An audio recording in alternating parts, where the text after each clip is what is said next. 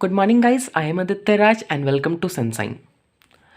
तो आज विश्व में इंडिया सबसे बड़ा लोकतंत्र है। India is the largest democracy in the world today and also the complex one. तो इस पे श्रेय हम लोग का सबसे ज़्यादा अगर हम लोग बोले तो वो इंडियन कॉन्स्टिट्यूशन पे जाता है। और बीइंग अ रिस्पॉन्सिबल सिटीज़न हम लोग को पता होना चाहिए कि हम लोग का इंडियन कॉन्स्टिट्यूशन कैसे बना और इसमें क्या क्या प्रावधान है, क्या क्या आर्टिकल है, क्या क्या अनुच्छेद है, क्या क्या अनुसूची है, ये सारे हम लोग को पता होना चाहिए। तो आज हम कुछ इंडियन कॉन्स्टिट्यूशन के बेसिक्स के बारे में बताने वाले हैं। तो इंडियन कॉन्स्टिट्यूशन का सबसे पहले मीटिंग की बनना चाहिए वो 9 दिसंबर 1946 को हुआ था। 9 दिसंबर 1946 को। हालांकि ये सबसे पहले 1930 में हुआ था बट वो सक्सेसफुल नहीं रहा था। तो 9 दिसंबर 1946 को हुआ था। और ये कौन गठित किए थे? तो ये कंस्टिट्यूएंट असेंबली ये गठित किए थे। और कंस्टिट्यूएंट असेंबली में ये थे जो कॉन्स्टिट्यूशन को बनाने वाले थे। तो कंस्टिट्यूएंट असेंबली में कितने मेंबर्स थे? 389 मेंबर्स थे। 389 मेंबर्स। उस टाइम क्या था, इंडिया में 389 मिलियन पॉपुलेशन था। कितने पॉपुलेशन था उस टाइम इंडिया का? पॉपुलेशन था इंडिया का 389 मिलियन। तो 389 और इंडिया में जितने भी स्टेट्स वगैरह बटे हुए थे वो 389 थे। तो हर एक 389 स्टेट से 389 एक मेंबर चूज हो गए हैं। क्या हुआ? हर एक 389 प्लेसेस से हर एक 389 सिटी से एक मेंबर चूज होके आए। और हर एक प्लेस का जो वैल्यू था, सपोज एक स्टेट है और उसका जो पॉपुलेशन कितना होगा? 10 मिलियन होगा। तो यहाँ से एक सीट होगा, 1 सीट यहाँ से आया। तो इसी प्रकार ऐसे करके फॉलो होके हम लोग का इंडियन कॉन्स्टिट्यूशन के जो मेंबर थे 389 वो चूज कर होकर आए थे। अब बता दे इसमें कि इसके प्रेसिडेंट कौन थे। प्रेसिडेंट बने थे डॉक्टर राजेंद्र प्रसाद। जो कि हम लोग के सबसे पहले प्रेसिडेंट भी रह चुके हैं, राइट। तो इसके प्रेसिडेंट थे डॉक्टर राजेंद्र प्रसाद। अब क्या हुआ, जब ये गठित हुआ तो 9 दिसंबर 1946 को हुआ। और एक्चुअल में इसका ड्राफ्ट किया गया था ड्राफ्टिंग कमीशन के द्वारा। ठीक,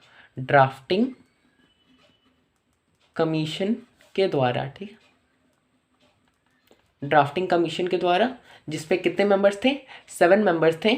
और इसके हेड के चेयरमैनशिप कौन किए थे? मैनशिप जो किए थे वो डॉक्टर भीमराव अंबेडकर जी किए थे। डॉक्टर भीमराव अंबेडकर जी किए थे। डॉक्टर बी आर अम्बेडकर जो कि हमारे कॉन्स्टिट्यूशन के जनक भी माने जाते हैं। तो यहाँ पे 7 मेंबर्स किए थे। और जो कॉन्स्टिट्यूशन था वो हम लोग का बन के कब तैयार हो गया था? ये 26 नवंबर 1949 को ये बनकर तैयार हो गया था। तो और इसलिए कॉन्स्टिट्यूशन डे हम लोग 26 नवंबर को मनाते हैं। तो ये कितना दिन लगा हम लोग को बनने में? 2 years 11 months एंड 18 days लगा था। कितना लगा था? 2 साल 11 महीना और 18 दिन। अब इससे 2 साल 11 महीना और 18 दिन लगा। तो पर एक्चुअली ये तो इम्प्लीमेंट हुआ कब? 26 जनवरी 1950 में ये इम्प्लीमेंट हुआ। 26 जनवरी 1950 में जाके ये इम्प्लीमेंट हो गया। ठीक है। तो देखिए इंडियन कॉन्स्टिट्यूशन यहाँ पर 9 दिसंबर 1946 को पहली बार कंस्टिट्यूएंट असेंबली बना था। इसके कितने मेंबर्स थे? 389 मेंबर्स थे। और उस टाइम इंडिया का पॉपुलेशन कितना था? 389 मिलियन था। और हर एक स्टेट से 10 मिलियन से लेकर एक सीट चूज हुआ था। और इसका प्रेसिडेंट कौन थे? डॉक्टर राजेंद्र प्रसाद। फिर ड्राफ्टिंग कमीशन हेल्ड हुआ जिसके कितने मेंबर्स थे? 7 मेंबर्स थे। और इसके चेयरमैनशिप कौन किए थे? डॉक्टर भीमराव अंबेडकर जी किए थे। Doctor B are Ambedkar ji किए थे। और जो हम लोग का कॉन्स्टिट्यूशन था, हम लोग का जो संविधान था वो बनकर तैयार कब हो गया था? 26 नवंबर 1949 को ये बनकर तैयार हो गया था। और कितने दिन लगे बनने में? 2 साल 11 महीने और 18 दिन लगा था। और ये जब बनकर तैयार हो गया 26 नवंबर 1949 में, पर ये इम्प्लीमेंट हुआ कब? 26 जनवरी 1950 को। पर ऐसा इतना देर क्यों किया? कॉन्स्टिट्यूशन वाला पागल था क्या? नहीं, एक्चुअली हुआ ये था कि 26 जनवरी 1930 को ही हम लोग सबसे पहले फर्स्ट टाइम इंडिपेंडेंस डे मनाए थे। इंडिपेंडेंस डे हम लोग फर्स्ट टाइम इंडिया में मनाए थे। सपोज सोच लो, इंडिया आज़ाद कब हुआ था? 1947 में। हम लोग 1947 आज़ादी से पहले ही हम लोग इंडिपेंडेंस डे मना लिए थे। ऐसा देश है हम लोग, राइट। तो 1930 को ही 26 जनवरी 1930 लाहौर सेशन जो कांग्रेस का अधिवेशन था, लाहौर सेशन, और ये कब हुआ था? 1929 टू 1930 में हुआ था। और इसके प्रेसिडेंट जो थे ये कौन थे? जवाहरलाल नेहरू थे, ठीक है। तो इसलिए इस दिन को याद करते हुए कि हाँ हम लोग एक दिन हम लोग इंडिपेंडेंस डे मनाए थे इंडिपेंडेंस से पहले, तो उसके याद करते हुए हम लोग 26 जनवरी 1950 को ये इम्प्लीमेंट हुआ कॉन्स्टिट्यूशन। और इसी दिन को हम लोग बोलते हैं रिपब्लिक डे, यानी गणतंत्र, यानी हेड ऑफ द नेशन जो होंगे वो इलेक्टेड होंगे, राइट, जैसे कि हम लोग के प्रेसिडेंट है। तो ये एक बेसिक्स था हम लोग का कॉन्स्टिट्यूशन कैसे बना and how it is done.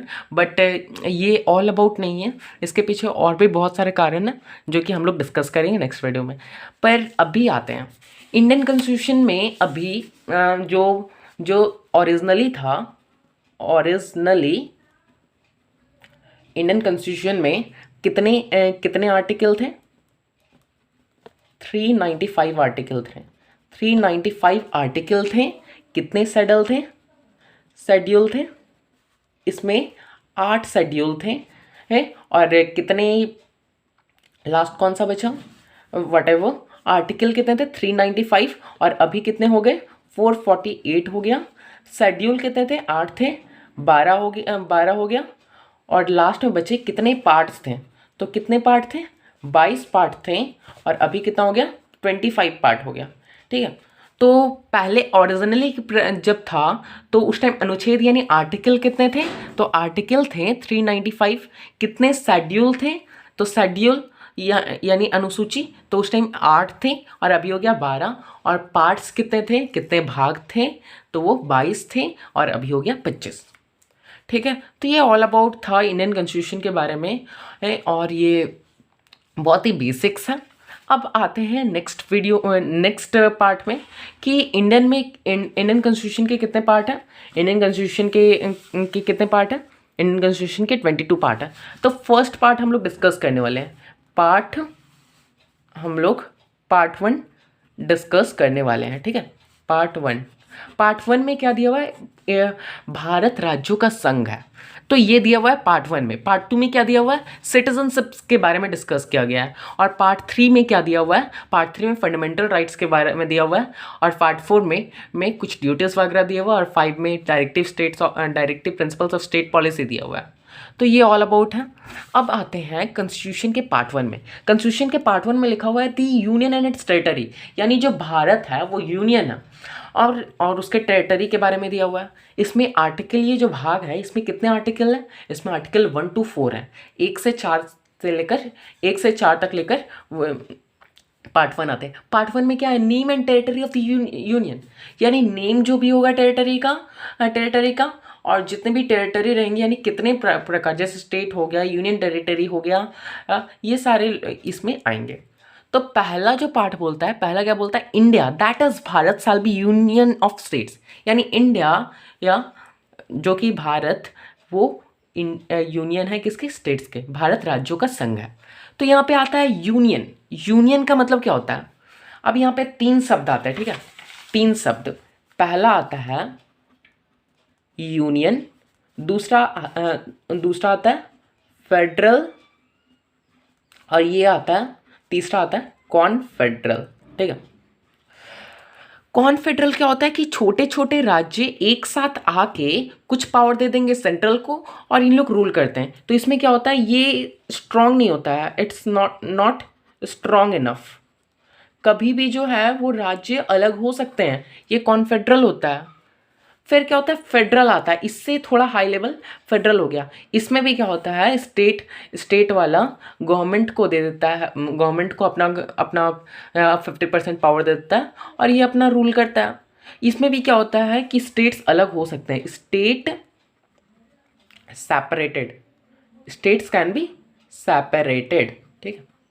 So states can be separated, right. But union क्या होता है, यूनियन में क्या होता है कि स्टेट्स कांट बी सेपरेटेड। जैसे कि India is a union of states, states can't be, और ये सेपरेटेड हो गया।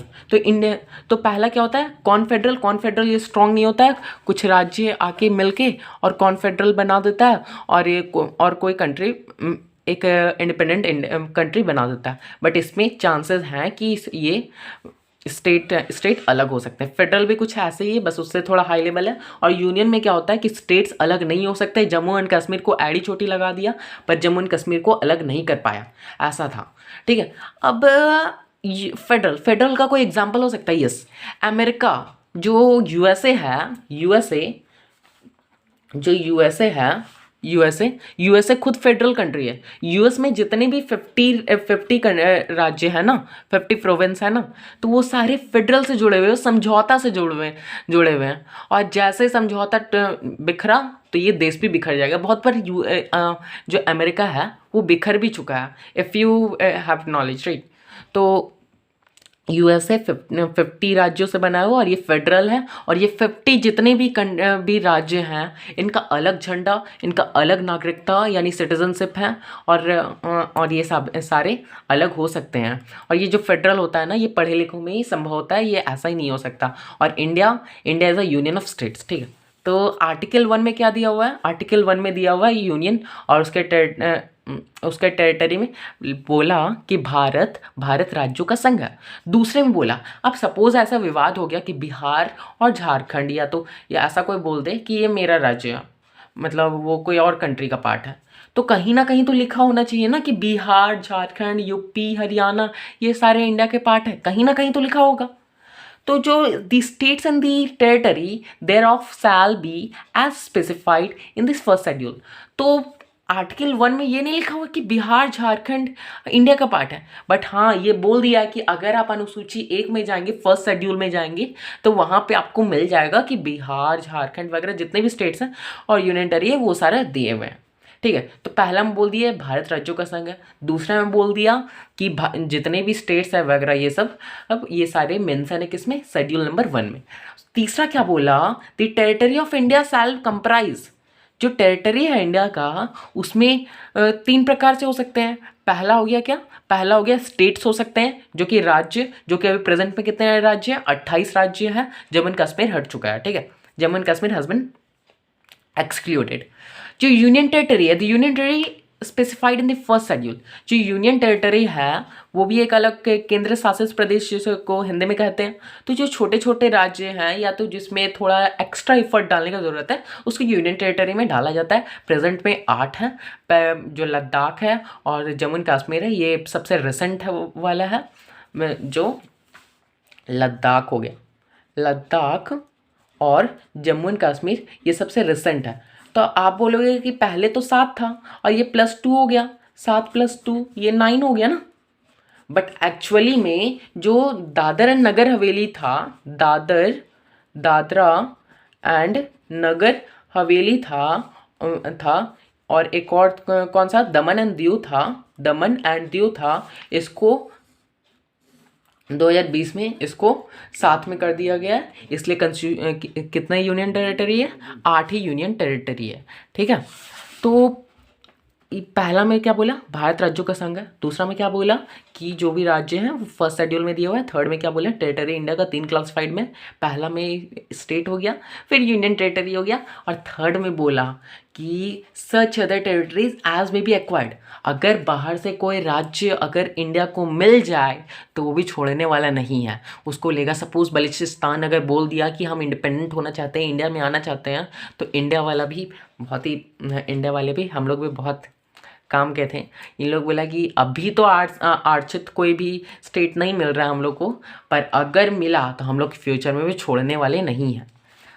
तो ठीक है, आर्टिकल 1 यही समाप्त होता है। दूसरा बोला एडमिशन और स्टेब्लिशमेंट ऑफ न्यू स्टेट। पहला तो बोल दिया कि भारत राज्यों का संघ है वगैरह, और आर्टिकल 2 में बोला कि अगर बाहर से कोई राज्य आ जाए, बाहर से कोई राज्य एडमिशन और स्टेब्लिशमेंट ऑफ न्यू स्टेट्स, यानी कोई भी बाहरी नए राज्य अगर मिलना चाहते हैं तो वो मिल सकते हैं। उसके के लिए पार्लियामेंट में बिल पारित करना होगा और उसे पास करना होगा। ठीक है, तो ये हो सकता है। तो क्या ऐसा कभी हुआ है? यस। 16 मई 1975 में सिक्किम 22वां स्टेट के रूप में इंडिया में जोड़ा था। ये क्यों जोड़ा था, इसके पीछे एक बहुत ही इंटरेस्टिंग स्टोरी है। हुआ ये था कि चाइना तिब्बत पे बहुत अपना हक जमा रहा था, और वो अबाउट टू उस पर कैप्चर करने वाला था। ठीक है, तो जब उसको हड़प लिया, लूट लिया सबको, तिब्बत वाले को सब कुछ ख़त्म कर दिया, जब अपने में मिला लिया, तो सिक्किम वाला बोला कि हम तो इतना छोटा है, हम लोग को क्या करेगा। तो इन लोग बोला कि चलो भारत के साथ देखते हैं कि समझौता हो पाता है नहीं। तो भारत के सरकार से बोला कि अगर हम आपके में मिलेंगे तो क्या हमें उतना राइट मिलेगा जितना आपके इस नॉर्मल सिटीजन्स के पास है। तो भारत वाले बोला कि आप अगर आएंगे तो आपको वैसा ही ट्रीट किया जाएगा जैसे आप कॉमन सिटीजन्स होते हैं, आपको वो हर एक राइट दिया जाएगा जो एक कॉमन सिटीजन्स को मिलता है। तो पहले तो ये को स्टेट के तौर पे रहा इंडिया के साथ, फिर 36th अमेंडमेंट के तहत इसको जोड़ दिया गया इंडिया के साथ, और इंडिया का स्टेट ये बन गया 22वां स्टेट के रूप में। और कब जोड़ा? 16 मई 1975 में जोड़ा। कौन जोड़ा? सिक्किम जोड़ा। ठीक है, और ये आर्टिकल 2A के अनुसार जोड़ा था, Sikkim to be associated with the union. तो पहला आर्टिकल क्या बोला? पहला आर्टिकल बोला भारत राज्यों का संघ है। दूसरा बोला कि अगर कोई बाहर से राज्य अगर मिलना चाहते हैं तो उसको मिला लेंगे। और थर्ड आर्टिकल क्या बोला कि अंदर में जितने राज्य, पहले तो आर्टिकल 2 बोला कि बाहर का राज्य को मिला लेंगे, पर तीसरा बोलता है कि अंदर का जितना भी राज्य है उसको जितना भी थूरना है थूर सकते हो, यानी जितना चेंजेस कर सकते हो, परिवर्तित करना चाहते हो कर सकते हो। तो आर्टिकल 3 में बोला formation of new states and alternation of areas, boundaries और नेम्स ऑफ एग्जिस्टिंग स्टेट्स, यानी विदाउट स्टेट परमिशन। अब कोई भी नया संसद में अगर सपोज कभी आ गया ऐसा कि कोई भी अंदर स्टेट्स का एरिया हम लोग को चेंज करना है, बाउंड्री चेंज करना है, या तो किसी जो स्टेट है उसका नाम चेंज करना है, या तो कोई नया स्टेट बनाना है, तो उसके लिए हम लोग सबसे पहले राष्ट्रपति से पूर्व अनुमति लेंगे और किसी के भी राज्य का नाम, सीमा, क्षेत्र को परिवर्तित कर सकते हैं, और बिना उसके स्टेट के परमिशन से। सोच लो, अगर सेंट्रल चाहे तो अभी सीधा जाके झारखंड को 2 पार्ट में बांट सकता है बिना स्टेट के परमिशन से, और पास कर देगा, झारखंड आईडी चोटी लगा दे, पर कुछ नहीं होने वाला। तो देखो, पर ये करने से पहले क्या होता है? राष्ट्रपति जी से पूछने का। बट राष्ट्रपति जी का कुछ नहीं चलता है। राष्ट्रपति जी को उतना ही वैल्यू मिलता है जितने घर में फूफा जी लोग का मिलता है। तो तो राष्ट्रपति जी का एक नॉमिनल होते हैं, उनको कुछ ज़्यादा वैल्यू नहीं रहता। एक्चुअली जो यहाँ पे एक्सरसाइज करते हैं पावर, वो सारे रहते हैं पीएम। तो ये क्या ऐसा हुआ है? तो यस हुआ है, बहुत बार हुआ है यार। एमपी तो एमपी से छत्तीसगढ़ कब अलग हुआ था? 1 नवंबर 2000 को अलग हुआ था।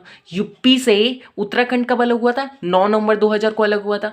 बिहार से झारखंड कब अलग हुआ था? तो बिहार से झारखंड 15 नवंबर 2000 में अलग हुआ था। क्यों अलग हुआ था? ताकि वहाँ के जो ट्राइबल्स लोग रहते थे ना, तो उन लोग को अपना विशेष अधिकार मिलना चाहिए, उन लोग का जो खोया हुआ इज्जत है उसको वापस करने के लिए। ठीक है, तो 15 नवंबर 2000 को हुआ था।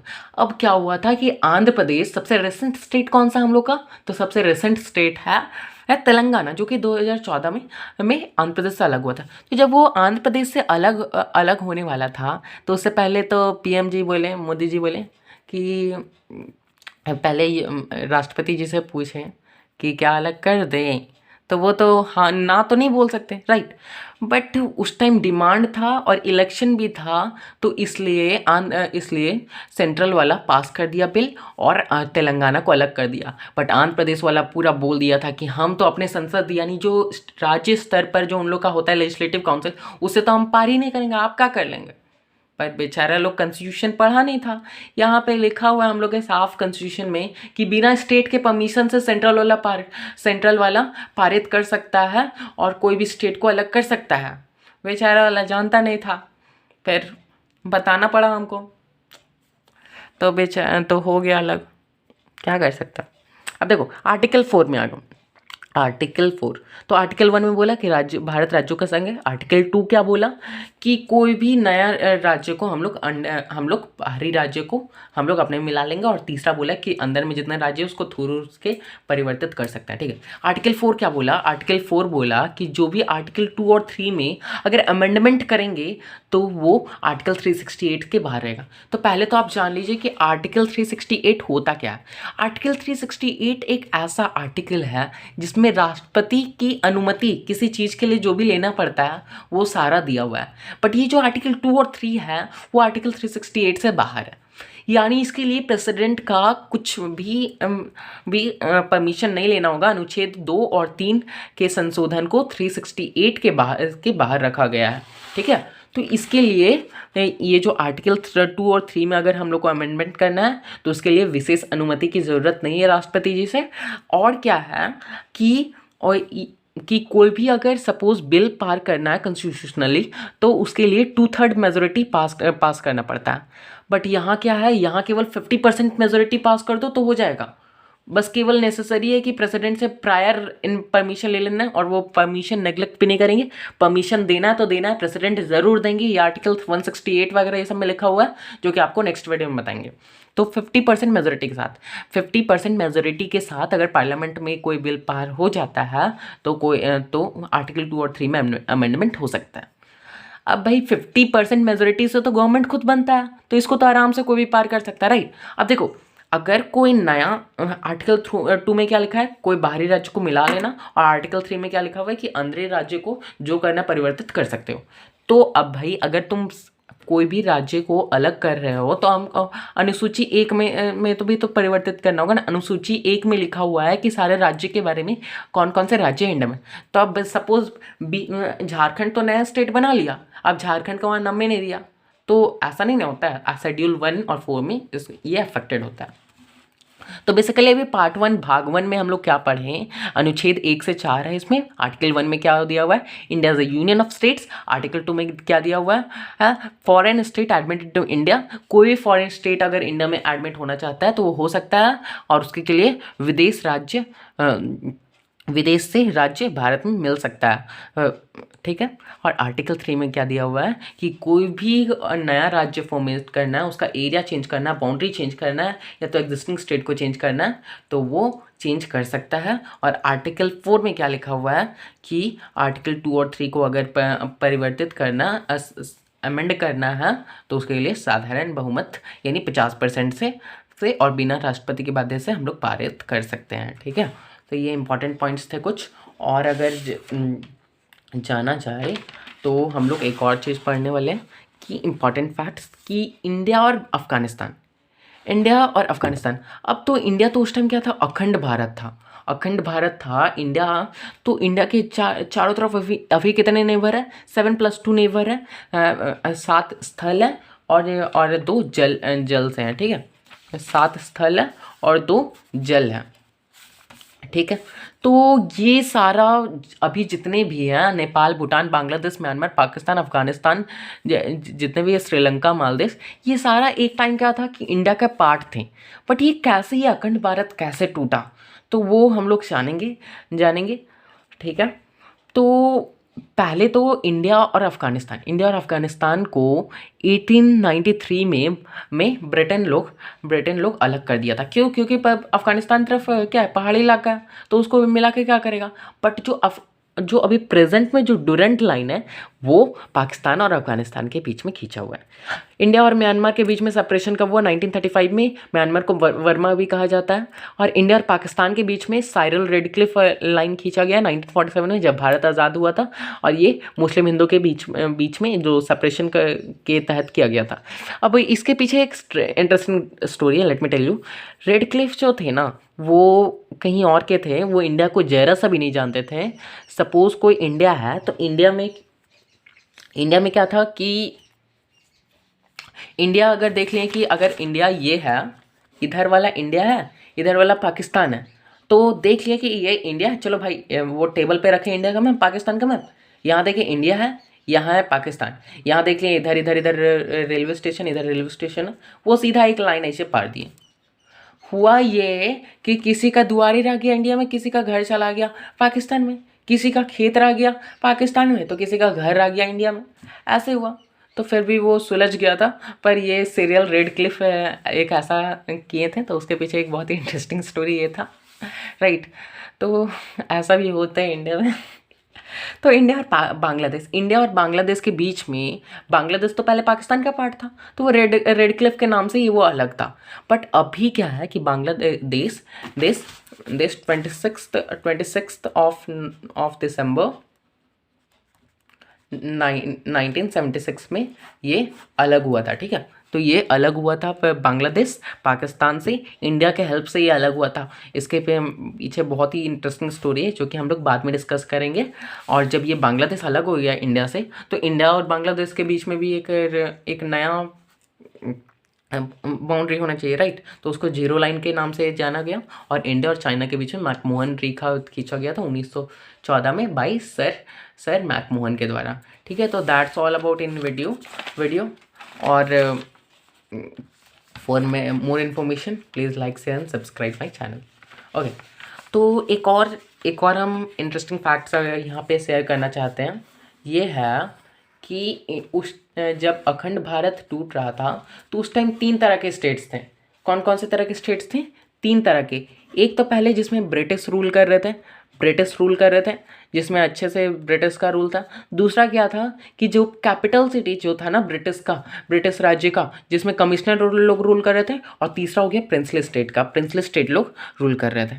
अब हुआ क्या था कि उस टाइम प्रिंसली स्टेट्स कितना था at the time of independence 552, जब भारत को ब्रिटिश वाले लोग छोड़ के जा रहे थे। तो उस टाइम कितने प्रिंसली स्टेट्स थे? 552। और जो ब्रिटिश लोग था उन लोग बोल दिया था कि इंडिया के पास 3 ऑप्शन, ये प्रिंसली स्टेट्स के पास 3 ऑप्शन, या तो वो पाकिस्तान में मिल जाए, या तो वो इंडिया में मिल जाए, या तो वो उन लोग खुद इंडिपेंडेंस रह जाए। तो ये सारी प्रिंसली स्टेट्स को मिलाना बहुत बड़ा रिस्पॉन्सिबिलिटी का बात था। और ऐसे ही सरदार वल्लभ भाई पटेल को लौह पुरुष नहीं माना जाता। इन पे स्टैच्यू ऑफ यूनिटी बनाया गया 82 मीटर हाई, और ये साउथ इंडिया में है, ठीक है। तो हुआ ये था कि 552 में से सरदार वल्लभ भाई पटेल थे जो थे सरदार वल्लभ भाई पटेल जो थे, ये 549 जो प्रिंसली स्टेट था उसको मिला लिए। 549 बचा कौन? तीन ठो बचा था। एक बचा था हैदराबाद, दूसरा बचा था जूनागढ़, और तीसरा कौन सा बचा था? तीसरा बचा था जम्मू एंड कश्मीर। तो हुआ ये था कि हैदराबाद वाला बोला कि हम इंडिया में मिलेंगे, ना तो पाकिस्तान में मिलेंगे, हम खुद एक स्वतंत्र राष्ट्र का निर्माण करेंगे। तो सरदार वल्लभ भाई पटेल बोले ठीक है जाओ बनाओ। अब ये बीच में बनाएगा क्या? अगर इंडिया का लोकेशन अच्छे से पता होगा कि हर एक स्टेट का, तो हैदराबाद क्या बीच में पड़ता है इंडिया का? आप बोलेगा इंडिया के बीच में जाके बनाएंगे, ऐसा होता है क्या? नहीं। तो हुआ ये था कि यहाँ पे बहुत ही चारों तरफ क्या हुआ था कि मारकाट हो गया था उस टाइम। और मारकाट के अनुसार वहाँ पे ऑपरेशन पोलो के तहत यहाँ पे इसको इंडिया में मिला लिया गया था। जब मारकाट हो रहा था तो सरदार वल्लभ पटेल यहाँ पे आर्मी भेजे थे। ऐसे तो ये पुलिस था, पर ये आर्मी के वेस में आया था। तो आए थे और यहाँ पे ऑपरेशन पोलो के अनुसार हैदराबाद और इंडिया में मिल गया। तो हैदराबाद आराम से मिल गया इंडिया में, कोई दिक्कत नहीं। अब है जूनागढ़ में क्या था कि यहाँ पे सभी को हिंदू थे। सभी को क्या थे? हिंदू थे। यहाँ पे सभी को हिंदू थे। बट एक्चुअली में ये क्या था कि यहाँ का राजा था मुस्लिम। राजा था, यहाँ पे प्रजा था हिंदू, और यहाँ पे राजा था मुस्लिम। तो हुआ ये कि बोला कि रजवा कि हम जाके पाकिस्तान में मिलबो। अब क्या गुजरात वाला खींच के ऐसे जूनागढ़ गुजरात में, अब गुजरात और पाकिस्तान में कितना लंबा दूरी है, राइट। तो अब खींच के जाके वहाँ ले जाएंगे? नहीं। हुआ ये कि जूनागढ़ में बोला कि ठीक है हम रेफरेंडम करवा लेते हैं, हम सर्वे करवा लेते हैं। अगर ज़्यादा मेजोरिटी रहा कि इंडिया में मिलना है तो इंडिया में मिलेंगे, अगर पाकिस्तान में तो पाकिस्तान में। उसको अपने प्रजा पर विश्वास था, बट इसका प्रजा वाला भी तोड़ दिया इसका विश्वास। तो रेफरेंडम करवाया गया। क्या करवाया गया? रेफरेंडम जिसमें सबको बोला कि हाँ हम इंडिया में ही मिलेंगे, इंडिया के अलावा और कहीं नहीं मिलेंगे। तो इस अनुसार यहाँ पे जूनागढ़ में रेफरेंडम हुआ और जूनागढ़ भी इंडिया का पार्ट हो गया। बट जम्मू एंड कश्मीर में बहुत ही इंटरेस्टिंग मैटर था, ठीक है, और अभी भी ये बहुत इंटरेस्टिंग मैटर है, राइट। हुआ ये, जम्मू एंड कश्मीर में सारे जो किंग थे हिंदू, किंग थे हिंदू, और हिंदू में कौन थे? राजा हरि सिंह थे। और यहाँ पे जो भी प्रजा जो थे वो सारे मुस्लिम था। तो अब यहाँ बोला कि राजा हरि सिंह की ना तो हम पाकिस्तान में मिलेंगे, ना तो हम इंडिया में मिलेंगे, हम एक स्वतंत्र राष्ट्र का निर्माण करेंगे। तो बोला सरदार वल्लभ भाई पटेल जी बोले कि ठीक है, आप जाके कीजिए। तो राजा, अब हुआ ये कि पाकिस्तान वाला, सपोज इंडिया का अगर मैप ऐसे कुछ है तो इधर से पाकिस्तान वाला क्या किया, इधर से पूरा भेज दिया अपने आतंकवादी, ये सबको आतंकवादी भेजा, यहाँ तक पूरा कैप्चर कर लिया। अब हरि सिंह बोला कि अगर अभी हम राष्ट्र निर्माण के बारे में सोचेंगे तो हम अपने परिवार को ही खो देंगे, तो इसलिए इससे पहले हम जाते हैं इंडिया से मदद मांगते हैं। इंडिया में आके नेहरू जी को बोले कि हमको बचा लीजिए। फिर नेहरू जी बोले कि सरदार वल्लभ भाई पटेल जी बचा लीजिए इसको। तो बोले कि नहीं, इसको छोड़ दो, ये तो अपना राष्ट्र निर्माण करना चाहता था। तो बोला ठीक है, हम ऐसा नहीं करेंगे, हम आपके साथ मिल जाएंगे। तो बोले अब भी आए ना लाइन पे, तो ये जाके इनके साथ एक एग्रीमेंट साइन हुआ, एग्रीमेंट जिसमें ये बोले कि हम इंडिया के साथ मिलेंगे। तो ठीक है, इंडिया के साथ मिलेंगे। अब हुआ ये कि बोला कि हम लोग का उस टाइम इंडियन ब्रिगेडियर जो था वो बहुत ही अच्छे से जाके लड़े थे, तो यहाँ से जाके पूरा मिल गए और इंडिया में जाके तूफान मचा दिए थे यहाँ पे जम्मू एंड कश्मीर में, और इसको ले लिए थे। अब हुआ ये था कि इंडिया और पाकिस्तान में युद्ध छिड़ गया, तो यहाँ पे कोई यूएन में जाके इन्फॉर्म कर दिया, और यूनाइटेड नेशन वाला बोला कि जो जहाँ है वहीं रुक जाए। तो पाकिस्तान वाला यहाँ तक कैप्चर कर लिया था, इंडिया वाला यहाँ तक अच्छे से कर लिया था, यहाँ पे कुछ होने नहीं दिया आगे, तो यहीं पे रुक गया। और यहाँ पे जो लाइन है ना, अभी भी नाम इससे जाना जाता है POK, पाकिस्तान ऑक्युपाइड कश्मीर के नाम से अभी भी जाना जाता है इसको, ठीक है। तो ये कुछ था हम लोग का इंडिया का विशेष, अगर बोले कि हम लोग के बीइंग अ रिस्पॉन्सिबल सिटीज़न हम लोग को कुछ आना चाहिए हम लोग के इंडियन कॉन्स्टिट्यूशन के बारे में, तो ये एक बहुत ही बेसिक्स था जो कि मैंने आपको बताया। पार्ट 1 आपको बहुत अच्छे से कंप्लीट करवा दिया, और पार्ट 2 में क्या है, इंडियन सिटीजनशिप, कैसे किसी को नागरिकता मिलना चाहिए, कैसे नहीं मिलना चाहिए, that is all about next chapter हम लोग पढ़ने वाले हैं इसमें, जैसे कि आप लोग देख सकते हैं इसमें हम लोग पढ़ेंगे, ठीक है। तो आज के लिए इतना ही, till then bye, good luck and have a nice day, like share and subscribe.